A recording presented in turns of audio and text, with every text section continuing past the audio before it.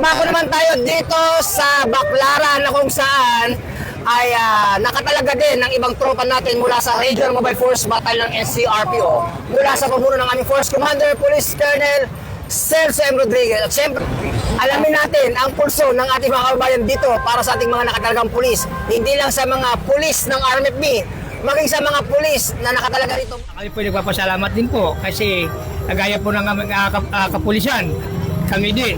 Pasalamat din po kami kahit nasa malayo po kami ng aming pamilya, ang iniisip po namin, seguridad po ng aming mamamayang Pilipino po. Kahit Holy Week po, andito pa rin po kami, ginagampanan po namin ang aming tungkulin po bilang lingkod bayan. Salamat tayo dahil maraming kapulisan dito para bandayan yung mga tao din. Thank you po sa mga pulis at saka mga taong tumutulong para mapanatiling maayos at kaligtasan ng mga tao.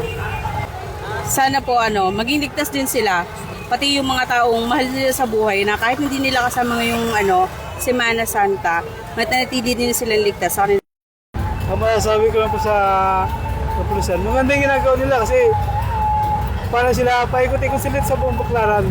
Po, thank you po sa PNP natin dahil may pulis po na inassign dito. Wala na po yung mga snatcher na nag-iisip na gumawa ng kalokohan. Papasalamat po sa mga nagbabantay po dito sa Baclaran. Kaya lalo sa mga PNP.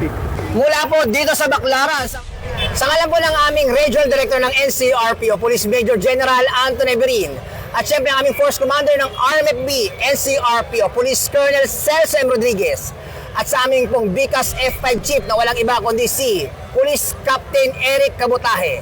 Kasama si Patrolman Shubal. Ako po ang inyong Police News Network Correspondent, Police Chief Master Sergeant Mauricio Bonilla Ruiz, alagad ng batas, tagataguyod ng Balitang Pulis. Lilingkod sa bawat Pilipino at magbibigay ng tamang impormasyon para sa tahimik at maayos na Pilipinas. Police News Network, alagad ng batas, tagapagtaguyod ng Balitang Pulis, sandigan ng mamamayan, patnubay ng katotohanan.